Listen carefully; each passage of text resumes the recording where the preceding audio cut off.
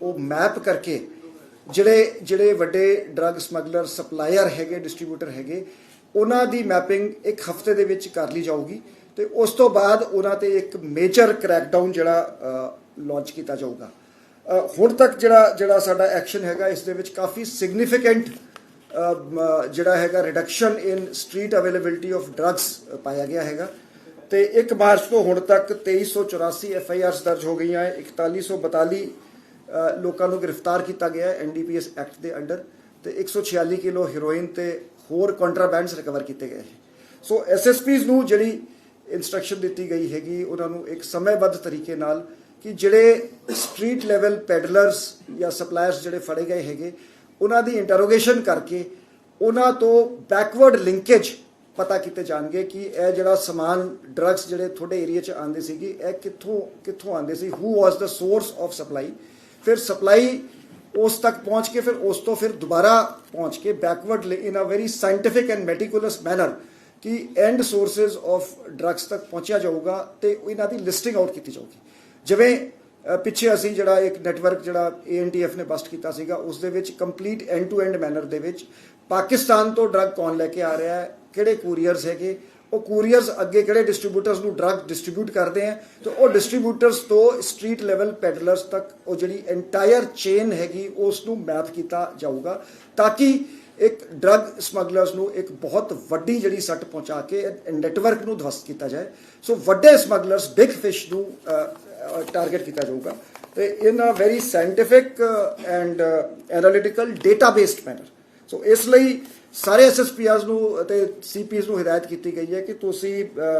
District wise supplier list ਬਣਾਓ ਕਿ ਤੁਹਾਡੇ ਜ਼ਿਲ੍ਹੇ ਦੇ ਵਿੱਚ ਜਿਹੜੀ ਡਰੱਗ ਕਿਸ ਟਾਈਪ ਦਾ ਡਰੱਗ ਹੈਗਾ, ਕਿੱਥੋਂ ਸਪਲਾਈ ਹੋ ਰਿਹਾ ਹੈਗਾ ਤੇ ਕਿਹੜੇ ਬੰਦੇ ਹੈਗੇ, ਉਹਨਾਂ ਨੂੰ ਆਈਡੈਂਟੀਫਾਈ ਕਰਕੇ ਉਹਨਾਂ ਦੇ ਖਿਲਾਫ ਇਫੈਕਟਿਵ ਲੀਗਲ ਐਕਸ਼ਨ ਲਿਆ ਜਾਵੇ। ਇਸ ਦੇ ਵਿੱਚ ਇੰਟਰੋਗੇਸ਼ਨ ਰਿਪੋਰਟਸ ਜਿਹੜੀਆਂ ਹੈਗੀ ਉਸ ਨੂੰ ਐਗਜ਼ਾਮਿਨ ਕੀਤਾ ਜਾਊਗਾ। ਪਬਲਿਕ ਕੰਪਲੇਂਟਸ ਜਿਹੜੀ ਲੋਕਾਂ ਤੋਂ ਇਨਪੁਟਸ ਆਉਂਦੀਆਂ ਹੈ ਅਤੇ ਜਿਹੜੀ ਸੇਫ ਪੰਜਾਬ ਇਨਫੈਕਟ ਇਹ ਨੋਟਿਸ 'ਚ ਆਇਆ ਕਿ ਸੇਫ ਪੰਜਾਬ ਡਰੱਗ ਹੈਲਪਲਾਈਨ ਤੇ ਡਰੱਗ ਟਿਪਸ ਕਾਫੀ ਵੱਧ ਗਈ ਹੈ। ਸੋ ਉਹਨਾਂ ਨੂੰ ਵੈਰੀਫਾਈ ਕਰਕੇ ਉਸ ਨੂੰ ਵੀ ਡੇਟਾਬੇਸ ਵਿੱਚ ਸ਼ਾਮਿਲ ਕੀਤਾ ਜਾਊਗਾ ਤੇ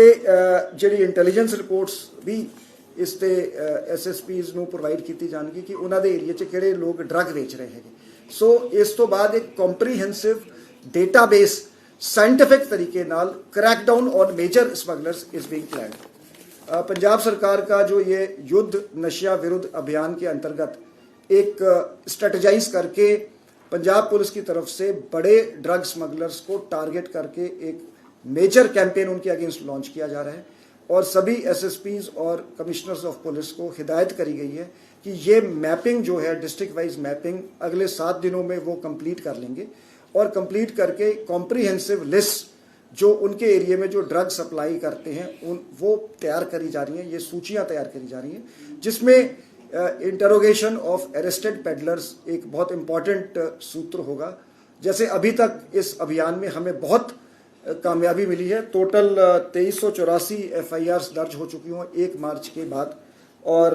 4142 लोग अरेस्ट किए गए हैं, 146 किलो हेरोइन रिकवरी हुई है। एवरेज फिगर्स तो ये तकरीबन 4 गुना है figures, number of arrest, recoveries और जो हमें लोगों से फीडबैक मिली है और इंटेलिजेंस रिपोर्ट्स इंडिकेट करती हैं कि एक काफ़ी जो स्ट्रीट सप्लाई ऑफ ड्रग्स पे काफ़ी जो है एक कट लगा है। बट इसको स्टडी करते हुए ये हमारा एंडेवर है पंजाब पुलिस का कि सिर्फ स्ट्रीट पेडलिंग ही नहीं, जो इनके पीछे जो बड़ी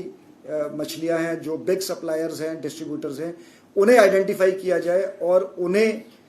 उनके खिलाफ एज पर लॉ एक्शन किया जाए। तो इसमें सभी पकड़े हुए जो ड्रग पेडलर्स की इंटरोगेशन सिस्टमेटिक तरीके से करके बैकवर्ड लिंकेजेस पता किए जाएंगे,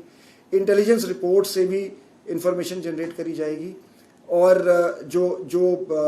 हम सेफ पंजाब ड्रग हेल्पलाइन है उसमें जो टिप्स आती हैं उन पे भी बहुत एक फोकस है। ये पिछले दिनों देखा गया है कि ये इन्फॉर्मेशन काफ़ी बढ़ गई है तो पब्लिक का हमें सहयोग मिल रहा है। तो इन सब को एक इंटीग्रेटेड तरीके से कॉम्प्रिहेंसिव डेटाबेस बनाया जाएगा। डेटाबेस्ड साइंटिफिक तरीके से ये SSPs जो इस वक्त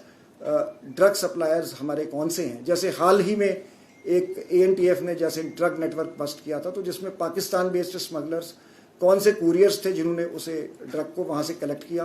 किन डिस्ट्रीब्यूटर्स को उन्होंने आगे डिस्ट्रीब्यूट किया, फिर स्ट्रीट लेवल पेडलिंग पे गया और ये पैसा कैसे वापस पाकिस्तान गया, हवाला नेटवर्क, इसको एंड टू एंड मैनर में इन्होंने ये एक बस्ट किया। तो इसी तरीके से एंड टू एंड मैनर में ये ड्रग नेटवर्क्स को बस्ट किया जाएगा। सर, कंज्यूमर है क्योंकि अक्सर वो आप पीड़ित होता है